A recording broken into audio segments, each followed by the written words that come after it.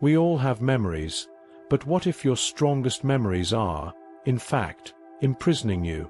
I used to feel a strong attraction to how things used to be, only to realize that it was preventing me from moving forward. Today, we are going to dissect the silent addiction to the past, this ghost that haunts our potential, and reveal how to break free from its grip to unlock your true growth. In this meeting, we will seek the meaning of life through inner silence, understanding how spirituality and personal development can heal us from this invisible attachment. Let's understand why our minds insist on reliving what has already gone, and how the awakening of consciousness is the only key to opening the cells of an idealized past. If you often feel lonely in your reflections or seek a deeper meaning for life, know that this is your safe harbor. Often, we believe that honoring the past is a proof of love or loyalty, but there is a fine line between gratitude and stagnation. As Wayne Dyer used to teach, carrying the weight of what should have been is like trying to sail a boat anchored to ancient rocks. Today, I invite you to release these anchors and allow your soul to flow once again in the river of presence. There is an irresistible fascination with what we call the good old days. It is a universal human experience to look back and see a glow that, often, did not exist at the time. However, we need to differentiate healthy reflection, which brings us wisdom, from the debilitating attachment to a past that our minds have romanticized. When we become addicted to these ghosts, we begin to live in a reality that no longer exists, sabotaging the spiritual awakening that can only occur now. This ghost subtly influences our present choices. We stop accepting a new love because it doesn't look like the old one.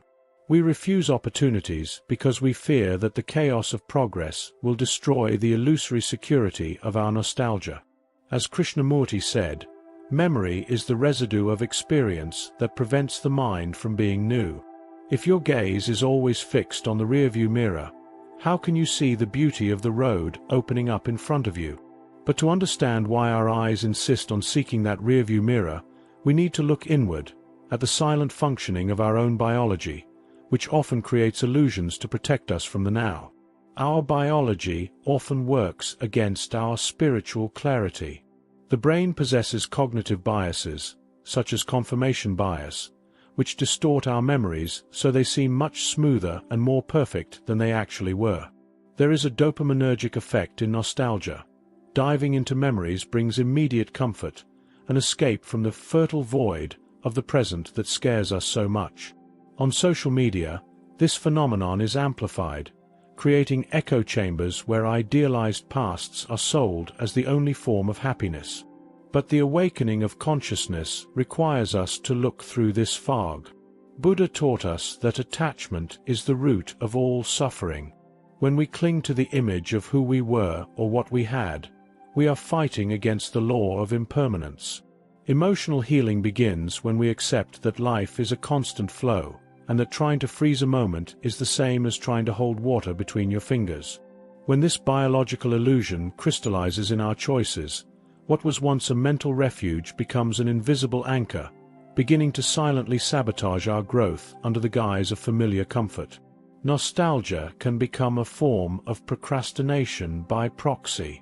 We use the comfort of what we already know to avoid the necessary challenges of the now. It is the what-if trap.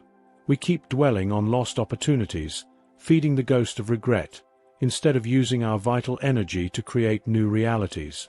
This behavior stifles the innovation and adaptation of the soul. Clinging to old methods or obsolete versions of yourself prevents you from adopting the solutions that life is trying to deliver to you today.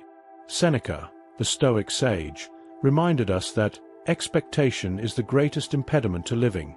The moment we cling to tomorrow or yesterday, we lose today.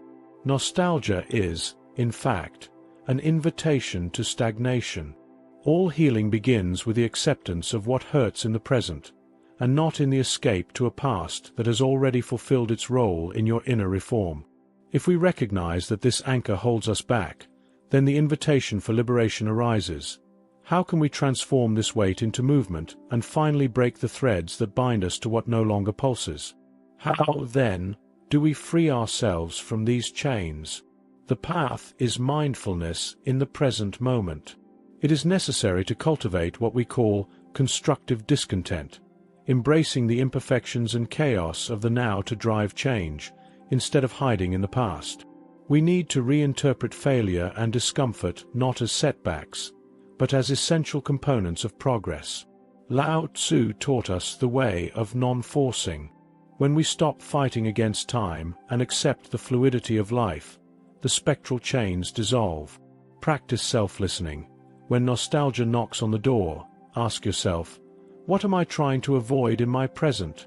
Self-knowledge is the mirror that reveals that the past is only a lesson, not a residence. Inner silence is the place where you discover that you are not broken for having left something behind. You are simply in transformation. True spiritual freedom arises when we have the courage to build a future, rather than indefinitely reliving a past. This requires practical steps, setting new goals that vibrate with who you are today and taking the risk of being happy with what is new. Celebrate the small victories of the present, however messy or simple they may seem. Real progress is often silent and slow, but it is what keeps the soul alive. Remember the words of Marcus Aurelius, "The color of your soul is determined by the color of your thoughts." If your thoughts are in the past, your soul pales. If they are in the present, it shines. There is a deep euphoria in becoming the architect of your own consciousness, honoring your ancestry but living the truth of the now. The universe listens to you when you learn to listen to yourself in the silence of the present. And by accepting that transformation is the only constant, we cease to be prisoners of what we were to become the architects of what we can be, walking lightly toward the horizon that hasn't been touched yet. At this moment, I invite you to a small ritual of silence and gratitude. Close your eyes for a moment and imagine your heart in silence. Visualize an old door in front of you, representing your past. Thank this door for everything it protected, but feel the weight of the key in your hand. Now, mentally, place that key on the ground. It is no longer necessary to lock or open that door. Feel the wind of presence touch your face, bringing the breath of a new life. Breathe deeply, letting the fertile void of the now nourish your soul. What if the peace you seek so much in the past is, in fact, hidden in the courage to embrace the unknown of today? If these words touched something inside you, perhaps it is time to take one more step on this path of reconnecting with your inner truth. Subscribe to the channel and turn on notifications to continue receiving content that nourishes the soul with presence and authenticity.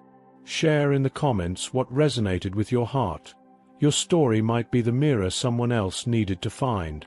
If you are looking for a safe harbor, know that our community is the sanctuary where fertile silence is shared and deepened. Enjoy the posts on the channel. And to continue expanding this field of presence, we suggest the video pinned in the card. May it be a source of inspiration on your journey. Peace and light.